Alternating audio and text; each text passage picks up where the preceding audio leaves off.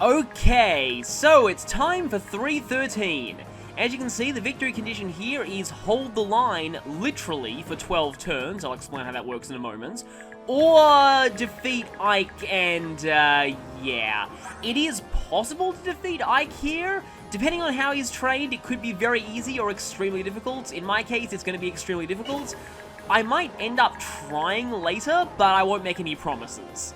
So, I'm not too worried about the first 10 turns here. It's the last 2 that I'm mostly worried about. So the thing about the line, this green line here, we lose if any enemy crosses it. So the NPCs here will thankfully stay pretty much still. And there will be reinforcements coming from the sides, mainly there and here. But we can plug those gaps relatively easily. It's the lower part that we need to watch out for because, yeah, there's a ton of Lagoos here, and these Armor Knights will not last long. They're probably going to die on turn 1, which is kind of a good thing for me because I want to replace them with my own characters to get experience. So the Tigers here are still fairly strong. The Cats are not that great, but they can be kind of fast sometimes. You want to watch out for the Hawks, obviously, because the Hawks are the most likely by far to slip through your defense line and cross the line and cost you the chapter. Thankfully, the NPCs on the ballistas are fairly smart and will target the Hawks most of the time. Also, these stone throwers are surprisingly powerful in this map. One of the few times stone throwers don't suck. Thankfully, it's the time they're on your side. Oh, and Soren is also on the map. Depending on how well trained he is, he could be a non-issue, he could be a complete threat, and if he has an A support with Ike, that is a problem. Thankfully, later in this chapter, Ike will be running out of Soren's range on his own, so that's probably the time that I'll try and gang up on him. But yes, he still has Ragnall, and this is why I advise you to not have Ragnall equipped at the end of the last Grail Mercenaries chapter. It's because Ike won't equip it on his own unless you attack him or until he gets to the point in the chapter where he starts moving, and Ragnall gives +5 defense, so he's a lot easier to defeat if he has a regular sword equipped. Anyway, in terms of unit positioning, I just realized Meg and Fiona might actually be somewhat useful here for plugging gaps, but I think I can plug every gap I need to without them, so I might as well have them leave for their own safety. Zehak, I said I'd drop him, but I'm actually going to keep Zehak here, because he will be useful for, like I said, gap plugging. So Leonardo will swap to over here. He needs to be as close to this gap as possible, and then Zehak needs to go around there too. And Edward needs to head as close to here as he can. Edward and Nolan are going to be holding down this part of the map. Okay, yeah, Aaron's up there. Nolan will be going around this side too, I guess. In fact, I think I want Nolan to be the first one on the scene here. Might want to send Edward a little bit back then. Oh, also, Nolan benefits from the map affinity here. Obviously, this map is Earth affinity because, yeah, Ike is the boss and he needs to get the affinity bonus. On hard mode, he won't have that, so that's, I guess, one thing in your favor. You know, I can probably afford to have Zehak a little bit behind. They won't actually be deploying enemies here for quite a while. Laura will stay back. Micaiah and Soth are unfortunately forced to be here. Soth, I will actually have manning this wall, just chucking daggers down at the enemies and leveling up a little bit. That's what Toroni will be doing too. And Micaiah, unfortunately, Micaiah's role in this chapter will be fairly limited because it is forced to be. Okay, one more thing that I want to do, though, before I go, and that's something that I kind of forgot. I don't think you have... Yeah, you still have a hammer. Let's go ahead and trade that too. Where is she? Jill. Yeah, I'm going to have Jill take that hammer because she might end up needing to fight someone who, let's just say, the hammer will be very useful against. Oh, I forgot to give the killer axe. Actually, wait, Nolan won't need that, because he literally one-shots everything in this chapter that is not a Bjork. So, yeah, Jill will obviously take that killer axe then. Oh, both of these have the exact same hit rate, I didn't realize that, so kind of no reason to go with the steel poleaxe for this chapter then. Guess Nolan can take that in case he really needs it. I think Edward's final weapons, and... yeah, I think we're pretty much good here. something is going to happen when we begin this chapter. But, let's move out. No music yet. But don't worry, the music for this chapter is going to be amazing. I think you can guess what's going to play.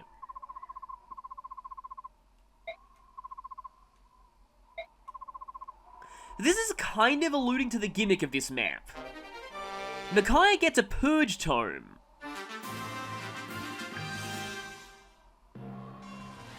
And it's Bearer of Hope again, yes. This is the last time Bearer of Hope will play. It's only in 2 chapters, but it's such a fantastic song, and both chapters it plays in are insanely memorable.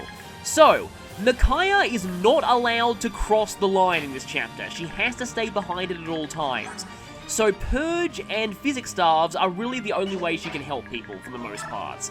That's why I wanted to keep Physic on her. And why I wanted to raise her light rank, because Purge is the only way she can actually damage enemies in this chapter, unless they get really, really close. Not doing that, of course. So thankfully Soth starts out in the perfect position to block off this ledge, and Toronio does too, so let's send Toronio down here. This song is fantastic as always. Okay, yeah, Aaron's gonna head down here, depending on how quickly these two die, because they will die, there's no question about that.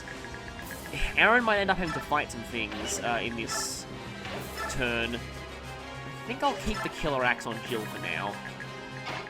Nolan, on the other hand, will not be able to get past these armors, unfortunately, but what he can do is equip his crossbow in advance. This is going to be really, really fun.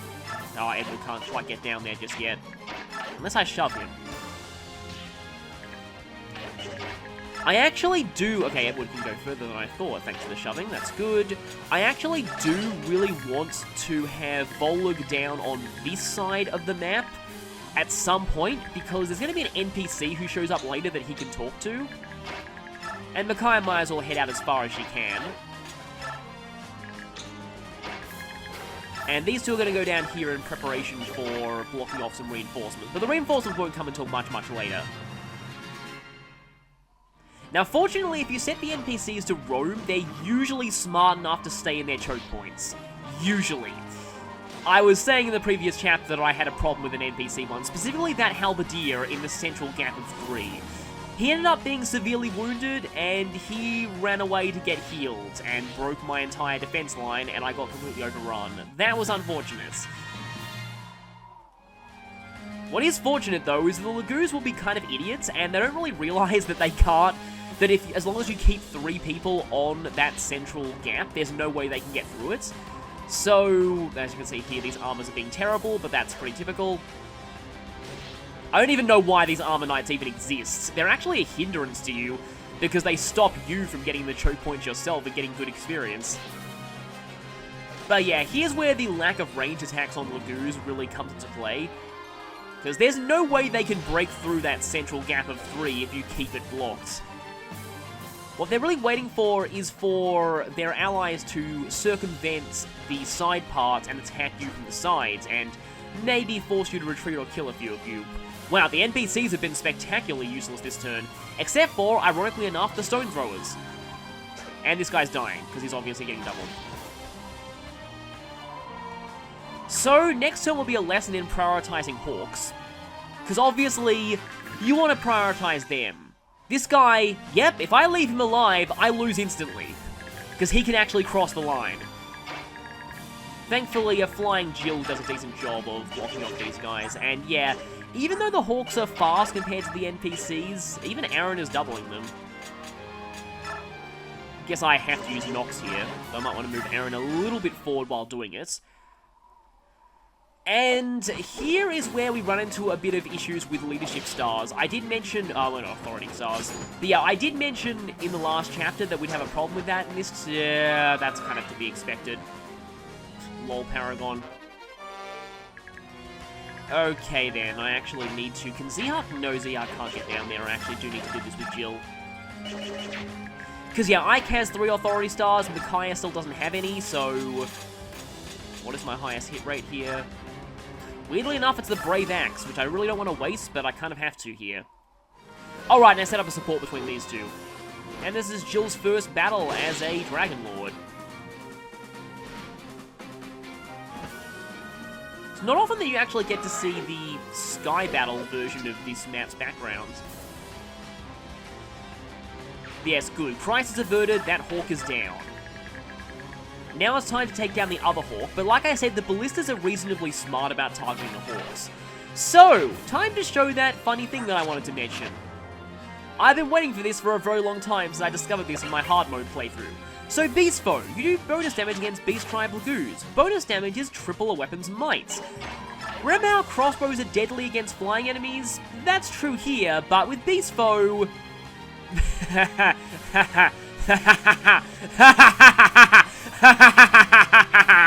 I'm so sorry. Yeah, Beast Foe on Nolan with a crossbow is extremely fun in this chapter. I've been looking forward to doing this for a really long time. To top it all off, this crossbow has a high crit rate as well, so things can get critical by this, and yeah. That's the thing with crossbows. They're very weak against most basic enemies, but if they have effectiveness bonus, say goodbye to the enemy. There's very little that can survive an effectiveness bonus from the crossbow. Tivarn's one of the few things that can. Oh boy, hit rate. Oh, the Tempest Blade's actually better than the Storm Sword in that regard. Also, speaking of things that are ridiculous, Edward's crit rate in 3rd tier.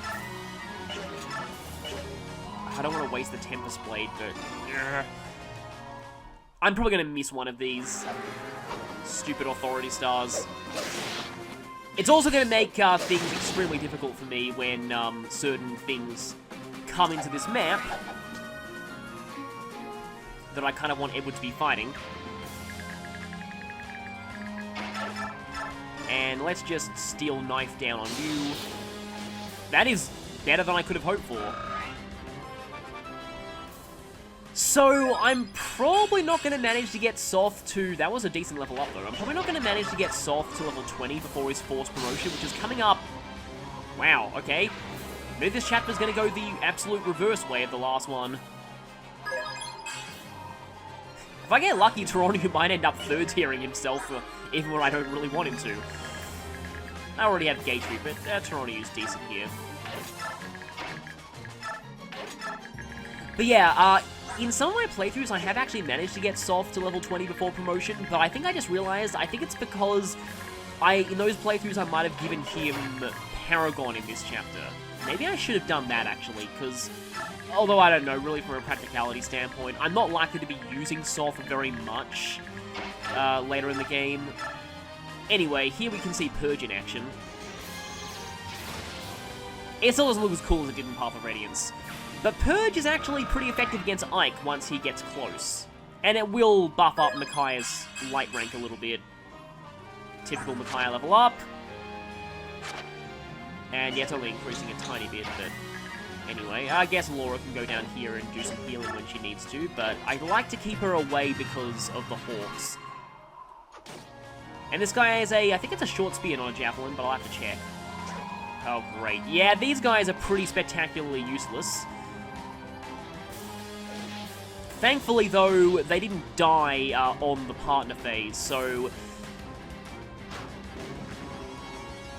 even though they're going to get broken through on the enemy phase, the Tigers will have to use up their turns killing the enemies. Oh yeah, that guy likes to retreat sometimes. Yeah, so that way only the cats are going to break through our lines on that side, which is fine. Another hero Physic Bishop. I do like that they give you these Physic Bishops, though.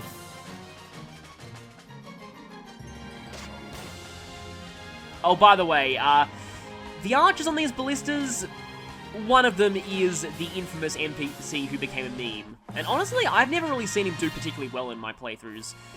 That's annoying because I wanted Nolan to get the experience from finishing you, but oh well.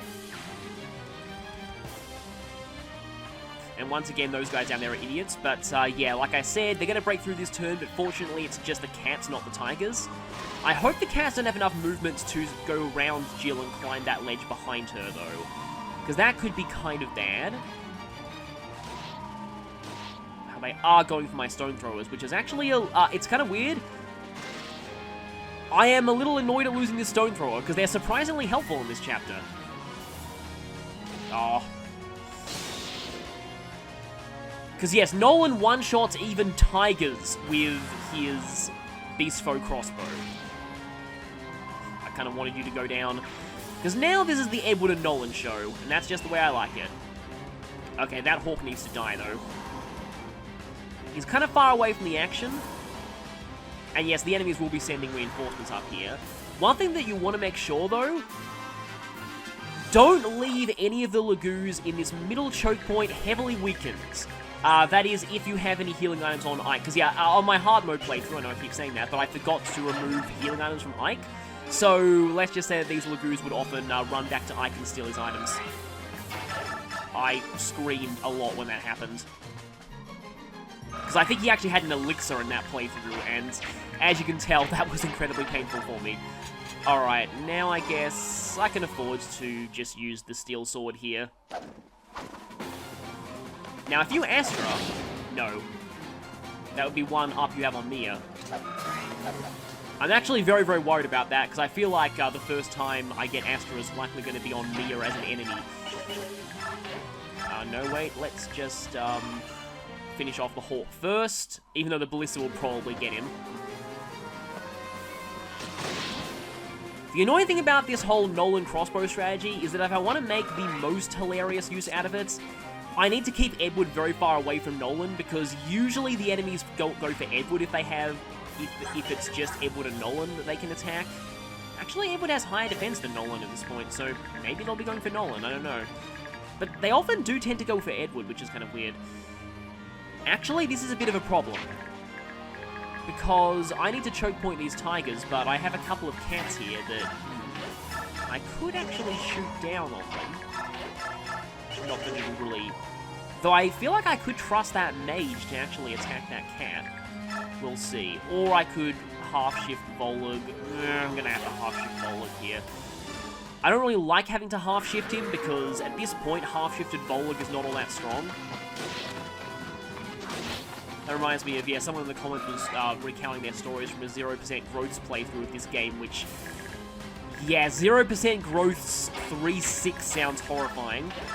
They pretty much had to solo it with Volug. Volug was pretty much the MVP of their entire 0% growths run, which I guess makes sense. Considering that Soft drops off the face of the planet after part 1, he's really the best character with good base stats you have at that point. Even Z-Hark is not great stuck at his base level in part 3. I was afraid that would happen. So, when this happens, sometimes I like to form a wall like this, like a diagonal wall, because this way the tigers are still blocked. And yes, even the cats are getting doubled by Aaron. They're not really the most impressive cats overall. As I was saying, though, I'm not too worried about, Aaron's not even third tier and he's taking no damage from them. I'm not really worried about this chapter yet. The last 2 turns is where I'm really worried. And that's only because it's purely my own fault. It's a self-imposed challenge, and yeah, I said before that I like the self-imposed challenge potential of this chapter. There are tons of videos online of a certain thing being done later in this chapter. And, oh, neither of you have higher HP, so I can't heal with Laura. But the thing about that, though, is that in all of the videos of that I've seen, either the Grail Mercenaries are incredibly low-leveled, or the Dawn Brigade has been ridiculously boss-abused in Part 1. Because it is really cool to actually see all the Dawn Brigade 3rd tier in this chapter. It makes for an amazing Ultimate Showdown of Ultimate Destiny, but the chances of it happening in basic gameplay are next to none unless you boss abuse to a ridiculous extent. Because, yeah, the Dawn Brigade have an incredibly limited amount of experience, and I'm really realizing that now. I guess when I was playing hard mode, it didn't hit me as much because everyone has an incredibly limited amount of experience on hard mode, but... Okay, that was definitely not Ike.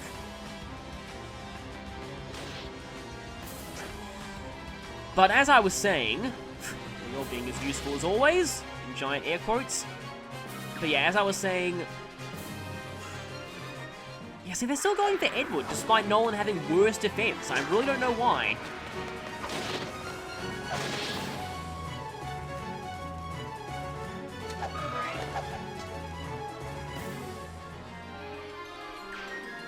Me having 2 3rd tier Edward early And Jill as well. Oh, sometimes you can easily forget about that ledge. Yeah, remember that. That the Lagoos can actually jump up it if you're not careful. That's a lot of experience. But yeah, speaking of experience, the fact that I had to 3rd tier Edward early, I thought that I might have enough bonus experience to get him all the way up to level 20 in 3rd tier and Ben, but, well, I mean, I technically did, but it would mean no bonus experience for anyone else. And that really wouldn't fly either, because I needed Jill and Nolan and Aaron to have a good amount of bonus experience. And that's another reason why, like, a lot of people only train, like, 1 or 2 people in the Dawn Brigade, because there just isn't enough experience for everyone. It's incredibly limited, and you really need to focus on the people that you do want to use. So I guess training Aaron here has set me back quite a bit. That is a lot of Tigers, but thankfully Tigers aren't nearly as scary as they were in 3.6. That's weird, most of the enemies are going towards Jill and Aaron. And now Edward and Nolan have a few more enemies to take on, but this side I find kind of weird because there's no way these enemies can affect anything if you block off this ledge right here. I kind of want... You see, here's the problem, because I kind of want to just have Nolan there, but if I do that, then they're going to slip through and attack the NPCs, because obviously they'll go for an NPC over Edward or Nolan.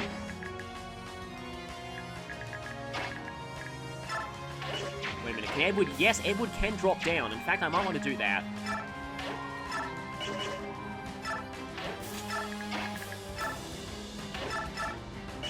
Obviously, we'll need to use a stronger weapon, though.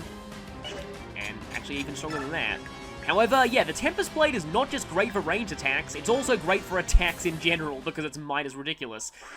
Seriously, it's equal to Elondite and Ragnall. And crit! Yeah.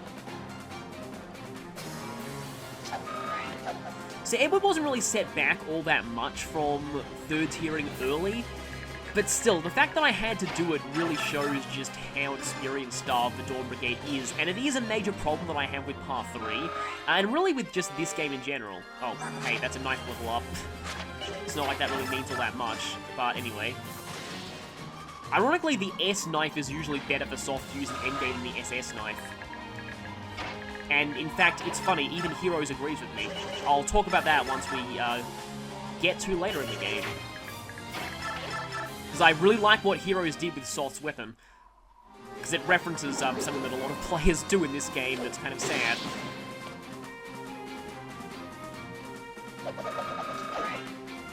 But yeah, one thing that I guess I kind of wish they did with this part is... I wish they would have maybe dropped a few of the... dropped the Crimean Knight chapter. And yeah, Vol has a bit of a problem here, but he can at least choke point that ledge. This is a ton of Tigers, though. Not used to this many Tigers being here. Actually, I like the animation there where Jill pulls back on the reins. Getting distracted a lot here, but anyway. They could have replaced, for example, 3.9 with another Dawn Brigade chapter. I feel like the Dawn Brigade should have had at least 5 chapters in Part 3, not, I guess I can send Jill over there just to make sure that none of them attack Geronimo. Not because he's in danger, but more because I'd rather Jill get the experience than him. Yeah, I feel like the Dawn Brigade should have had at least 5 chapters in Part 3, rather than, let's not use that. Or I could use the sleep staff, but I like to save that for later. Yeah, bear in mind Micaiah's sleep range from the furthest point she can reach, because I might need to rely on that later. Oh, also, equipping sleep cures you of sleep every turn, which isn't really the most useful thing, but later in the game we will be seeing some stronger versions of sleep and silent staves that the self-curing effect of status staves can really help against.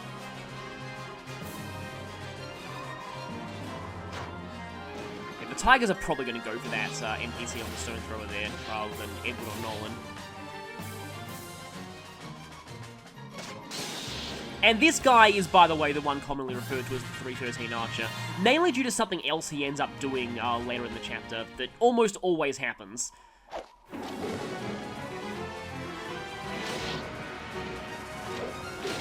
I think Aaron's okay here. Well, that miss he wouldn't have killed anyway, so it's not the end of the world if he misses there. I think that cat is actually going to be able to, and I called that coming a mile away. I think that cat is actually able to jump up and attack Aaron, but that's fine, because Aaron won't take any damage, because he's Aaron.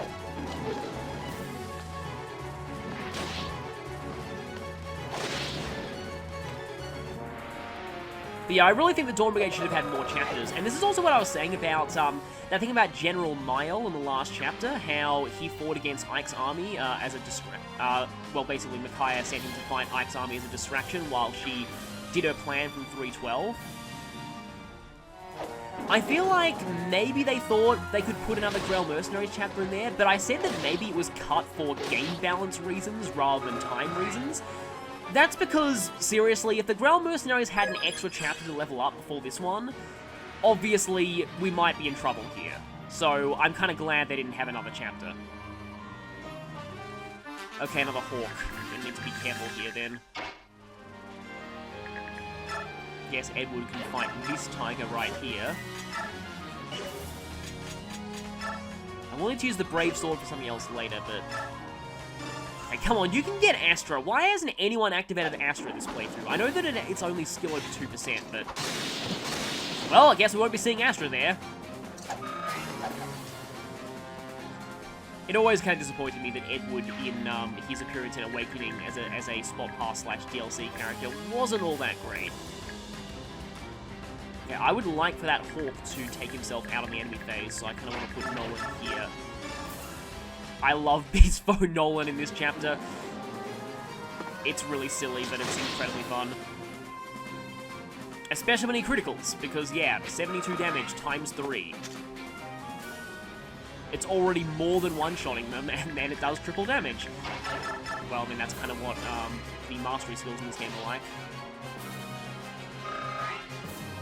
And here we see the Soth throwing daggers in his natural habitats. Not one-round killing enemies. And also, Taronia's doubling things, because Taronia's actually pretty speedy too. In fact, it's got a 50% speed growth, I think. So, it's just, I don't know what they were thinking with Meg, but it's like, oh yeah, let's make her a speedy Armor Knight. Oh wait, we already have 2 speedy generals, one of whom joins one chapter after Meg and is better than her in every way. Though a 3rd tier Meg going on a rampage in this chapter is very fun. Actually reminds me, this is a bit of a tangent, but so there used to be a YouTuber, I think by the name of Goldie, and I remember them very clearly because it is one of the weirdest things I've ever seen happen on YouTube. So they used to do actually pretty interesting videos where they would essentially, they basically hack certain bosses in this game to have maximum stats and fight them with particular characters.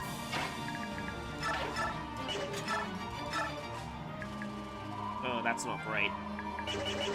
I don't even need to choke point here because there are no other enemies, so let's just do this. They'd also show runs of maxed out characters just soloing chapters and generally being awesome, and they had this bizarre fascination with Meg for some reason.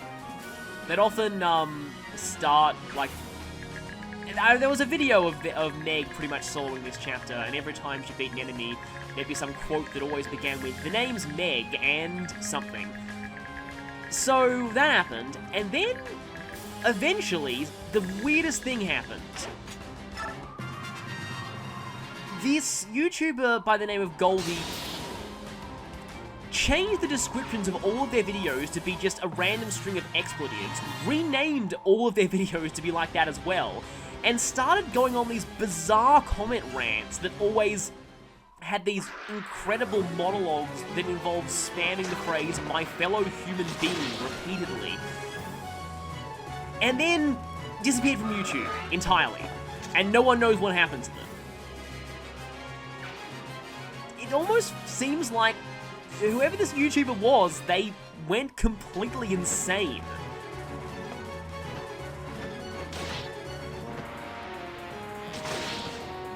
But anyway, I was just remembering that from seeing this chapter, because I do remember that they did do a video with Meg kind of soloing this map. I kind of like the warrior crossbow victory animation, and that I believe is max speed on Nolan. I like it when warriors have speed. There's a lot of warriors in the series that don't have good speed, and I do not like those warriors very much. Nolan's the kind of warrior I like. Him and Orson.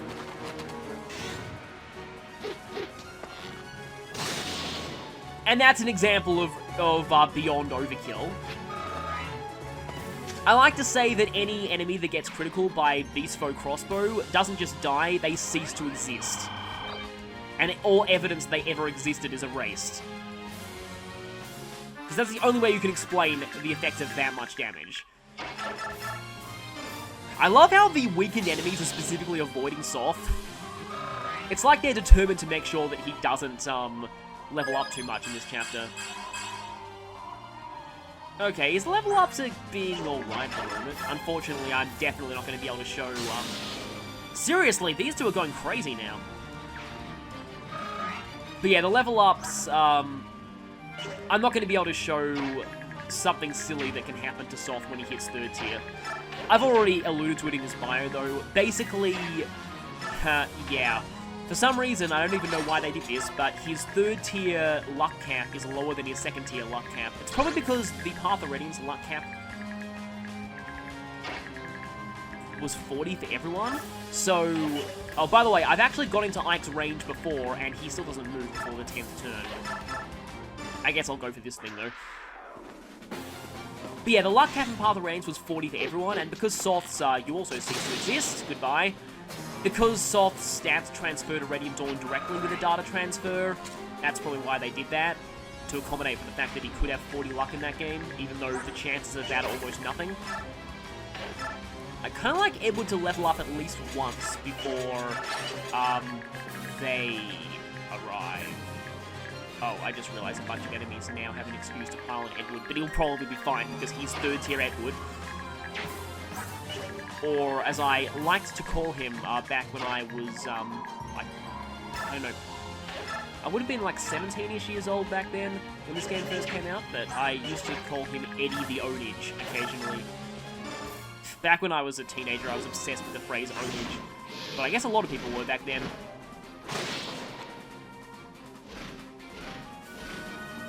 I'm not sure if I really needed Jill to fly out this far, but I did it anyway. I still love how you can see the stun graphic, and then the enemy is just dead. Can I can purge something. To anyone who knows, this is just another weird tangent, but anyone who is at all familiar with Warhammer 40k can't take the term purge seriously, given just how much that gets spammed in that universe's lore.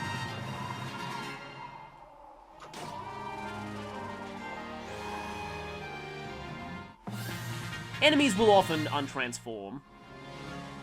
But yeah, overall, this chapter is not too bad until the very end, provided the Dawn Brigade are decently trained. If they're not, then you have problems. You are a strong tiger.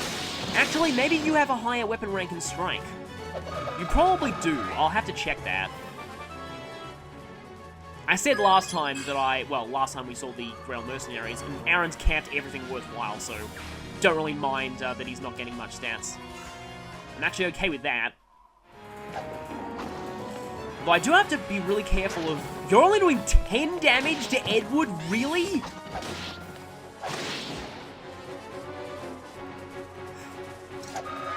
Yeah, this is why I love Edward, because he starts out as... he starts out pretty pathetic. Then he becomes a glass cannon who dies to a light breeze, but does massive damage to enemies. And then when he hits 3rd tier, he becomes practically unstoppable. And I find that a lot more fun than taking a character who starts unstoppable and having them become even more unstoppable. Edward's always just been really fun to use for me. I'm really hoping that he gets into Heroes. Something that I was going to mention in the previous Dawn Brigade chapter, but I forgot to, but I guess I can mention it now. So, I still don't get why they're not going for Nolan. Do they know about Beast Foe? But someone in the comments actually... Finally, Astra! Okay, I have to stop what I'm saying, but yeah. So Astra in this game, all of its hits are at full damage, but it can't critical. It's also nowhere near as fast as it was in Path of Radiance, but its animation's still pretty cool. Well, I guess you decided to attack Nolan. My headcanon is you saw that guy get Astra'd and you were like, yep, nope, not attacking Edward. I'm going for the guy with the crossbow. Surely he can't be too dangerous, right? Splat.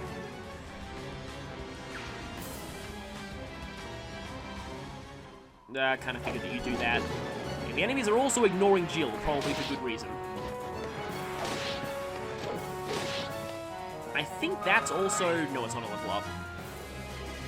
You gain a lot of experience through Paragon in this chapter, which is probably why I sometimes like to have Soth with Paragon.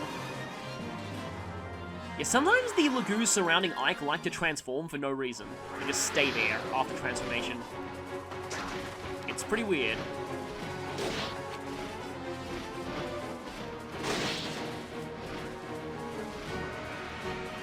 Oh yeah, that's what I was saying before. So, someone in the comments actually mentioned to me that there was a Fire Emblem Cypher trading card for, I think it was Edward, it was either him or Nolan, that actually did mention their localization exclusive weapon.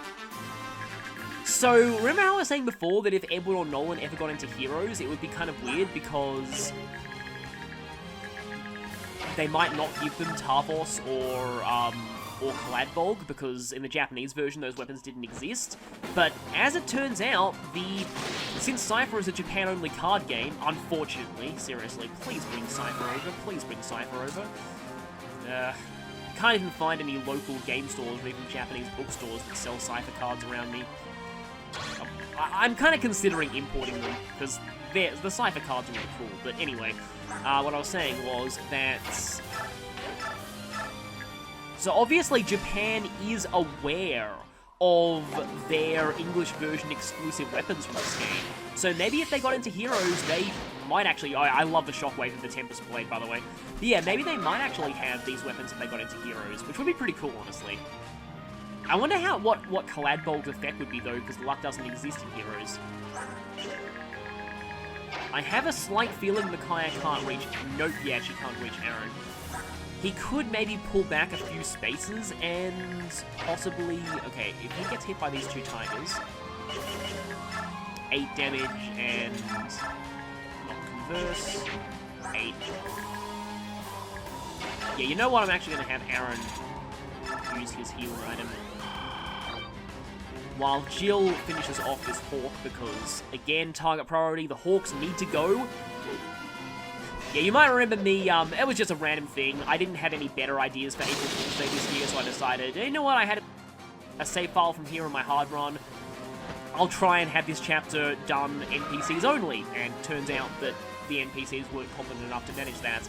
Mostly due to the Hawks. The Hawks just always broke through. I couldn't really stop them. Even with the Ballistas. Because, yeah, the Ballistas can only really take out one Hawk per turn. And I am at this strange dilemma because now there are not any enemies for Soft to knife you down at, or Toroni to attack. In fact, there are barely any enemies left on the map at all. This will change soon.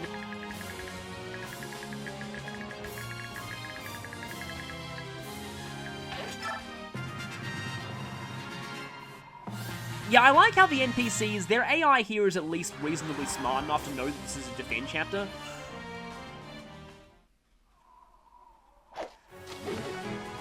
So they won't make any particularly dumb moves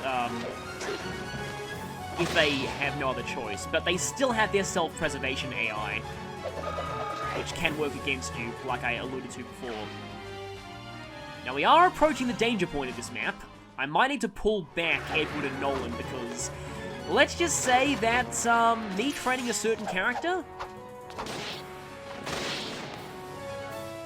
I'd say silent for that because Astra is awesome. And yet it is called Astra, not that other thing. But anyway. Yeah, if they're too close to the bottom there, they might stand a very high chance of dying. Because I trained a certain character that I don't usually train in combination with a certain other character, and I forgot that they both spawn at the same point on this map. You can probably tell what's coming later in this chapter, and why I'm so scared. Because, I'll just say this right now, this is going to take a lot of luck. I'm probably going to need to battle save abuse, and it's very likely that I will fail at least once here. I feel okay with reloading battle saves at this point, because it's not like, I failed any other aspect of this chapter. Like, if I lost someone in the first 10 turns, I would restart the whole thing. But after I get past the first 10 turns, really, the only way I'll lose people is getting unlucky with enemy skills. And I feel like that's fine, perfectly fine for me to just, abuse battle saves for. But yeah, the Japanese version didn't even have battle saves on any difficulty. And this is why I kept Leonardo and Z-Hawk back here. Now none of these enemies can do anything. while Leonardo and Z-Hark may actually level up a little bit from attacking down at them. If this Ballista has 2 shots remaining, you might want to pay attention to what happens to that particular sniper when he runs out of ammo on his Ballista. And really the only reason he does it is because this sniper never really gets a chance because reinforcements don't spawn near him. Okay. I'm kind of tempted to see how Edward would do against Ike, but yeah, Edward doesn't even double Ike. He's 1 speed off doubling him. And Ike is kind of ridiculous in return. I mean, Edward could use a Brave weapon, or he could Astra. But in fact, yeah, I might actually pull back these two anyway. Although, it doesn't happen until turn 10. But trust me, you will know when, quote-unquote, those enemies are about to arrive. Believe me, you'll know. It's very, very obvious when it happens. You're given very clear warning. Which I like about the design of this map. It's not quite as heavy-handed as Awakening having every single boss practically scream, "We're gonna send reinforcements at you soon!" I always found that detail kind of weird. In this one, it actually feels natural, and there's actually some very good dialogue leading up to it by one of the characters who has some of the best dialogue in both Tellius games. Yeah, Jill's stats are very balanced all round at this point. Let me just see, so you have 12 range on Physic.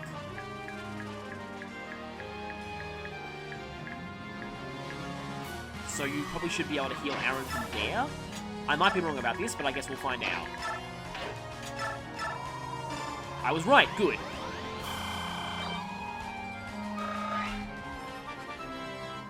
Wasn't there at least one game where the range of long-range stars was your magic stat, not your magic stat over 2? That might have been Thrakia, I'm not sure. But yeah, this is sadly very typical Micaiah, very lopsided. Lots of magic, luck, and resistance, not much of anything else. Oh, by the way, keeping Laura here actually keeps these 3 ledges totally blocked off. Except to Hawks, obviously. Thankfully, they don't spawn any Hawk reinforcements from here, because things could get really bad if they did. Alright, I promised to retreat Edward and Nolan. Or I could leave them here for a little bit, because, like I said, I'm going to pull them back very slightly. Actually, let me just give you a sneak preview of why attacking Ike's usually a bad idea. Nope, that's bad. Tomahawk. 0 hit rate! Oh yeah, and Ike's in best biorhythm. And he's near Soren with his A support, so obviously not going to do that. What's Edward's biorhythm? Okay, Edward is in best. He's going to be in best for maybe a turn or so. I really don't want Edward to be in worst by the time those people arrive, but he actually might, and that will really work against me. Mostly because of the Authority Stars. The Authority Stars are incredibly annoying in this map. I haven't been using Tarvos nearly as much as I usually like to. And I think everyone else is fine.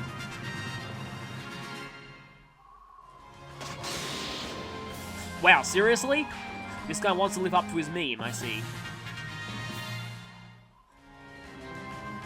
And those who are dumb. I guess you are going to feed Salt a few kills. Okay, so it's not going to happen yet, but it's going to happen very soon. And you'll know what it is when it does happen, trust me. That's about the point where we start to get very, very worried. Oh yeah, and for that, and when that happens, I might actually want to bring Vold down here, because... That's a shame. Because there's actually an interesting talk conversation that he has with someone who spawns from down there. I actually want to keep these two back for now. Yeah, it was only in slightly high biorhythm.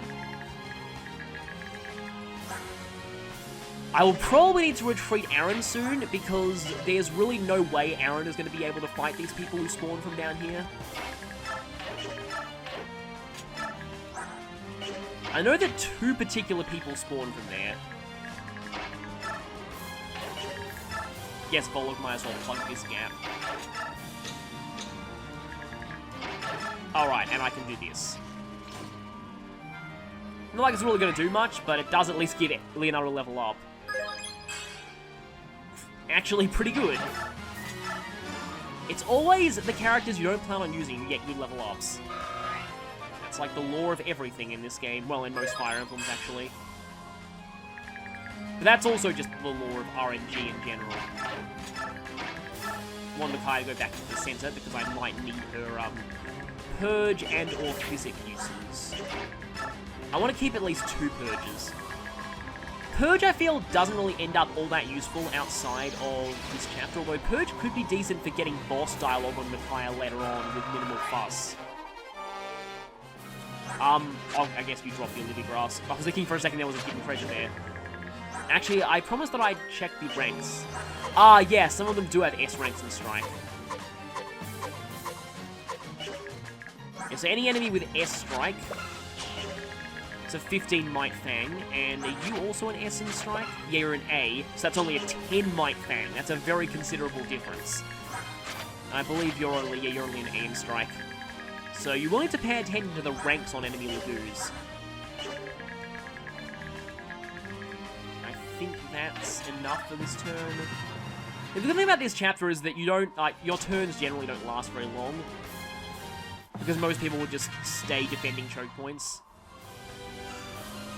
Edward will need some experience before his destined showdown, so I'm kind of fine with him taking attacks here. I probably shouldn't have put the Tempest Blade, because it's a little bit overkill, and only has 20 uses. Oh, by the way, each individual hit of Astra can miss. They could miss in Path of Radiance too, but it's a lot more obvious here.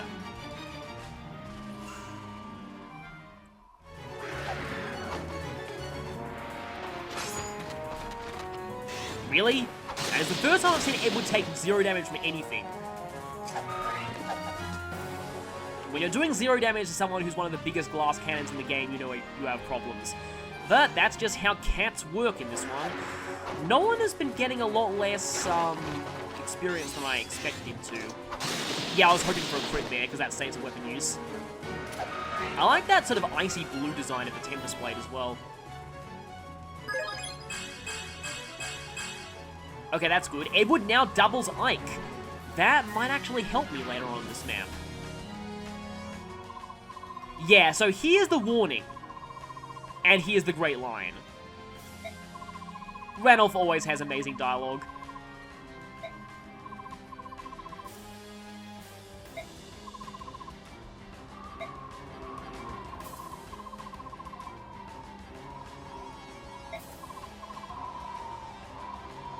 Edgy must have meant something very different back in 2008 than it does now. So, like I said, that was your warning. At this point, Ike will start moving, and also, he's going to be getting some very, very dangerous backup. And in fact, it's about... maybe I'll battle save next turn. In fact, just to be sure, I think I'll battle save now.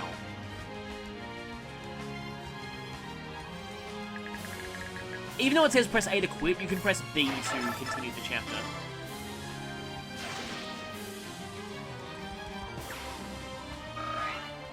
Yeah, you weren't actually doubling that enemy before, so you must have gained just enough speed to start doubling.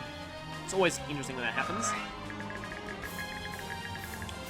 Okay, I'm trying to think how I do this. I could try and have Edward fight Ike. Because of everyone I have, Edward probably has the biggest shot at defeating him. Of course, I could cheap out and use Micaiah to put Ike to sleep.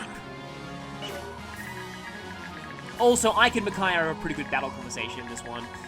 Though, chances are you'll only see it via Purge, because if Ike actually gets to a point where he can attack Micaiah directly, you've probably already lost. I mean, you've definitely already lost. Speaking of which, I might have to pull back Soth soon, because Ike will try and attack you over this barricade here with Ragnall. And even with height penalty, Ragnall is extremely painful. I don't want to waste a concoction for this low HP, but I don't want to move Jill back too far. The reason why I put Volg here is because Nyla will eventually join the battle as an NPC, and he has a very interesting talk conversation with Volg. Oh, great. I'm in slightly down biorhythm. Yeah, I'm going to be in worse biorhythm by the time she shows up. That's not good. That's really not good. Okay, this is going to end incredibly badly. And yeah, you need to really, really stay out of Ike's range at this point, because this is about the time where he starts moving. And usually he'll just move straight up, But I'm worried that if I put Edward a little bit to the side here, I will actually come towards him, and that won't be good because I won't be able to put him to sleep, which is kind of my insurance policy. Nolan might actually have to retreat a little bit. Because I know for a fact, thanks to practicing this, that he does die to a certain enemy who spawns here. Oh, this is bad. I might actually put Edward here for now.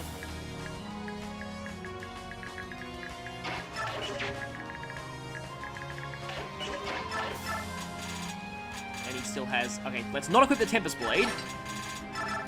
I'm kind of saving the Killing Edge too, because getting a lucky crit on some of these enemies might be one of my only ways to defeat them.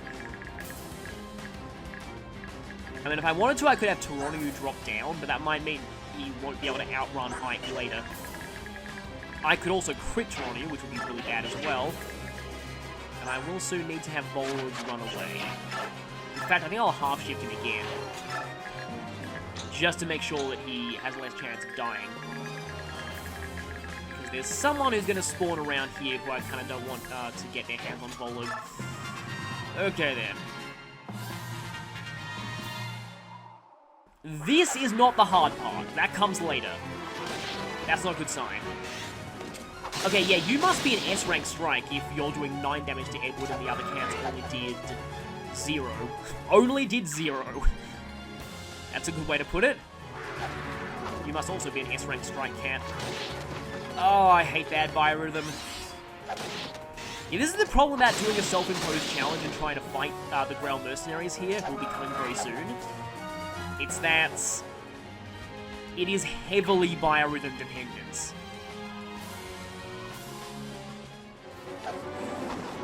Yeah, as you can see here, Edward is suddenly not looking as... And I just realized putting a Killing Edge is kind of a bad thing for Astra, because Astra can't crit, so you're using a lot of uses of the Killing Edge for no real purpose.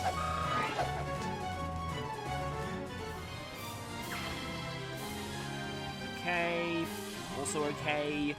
Oh, by the way, Ranulph has an amazing defeat line if you beat him in this chapter. It's really great. Oh, that's interesting. So Edward is in Wrath right now. I don't think I can keep him that way. Yep, because here they come. Here they come. Also, Raphael comes.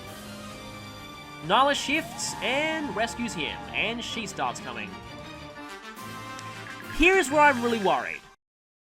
You'll get no sympathy from me.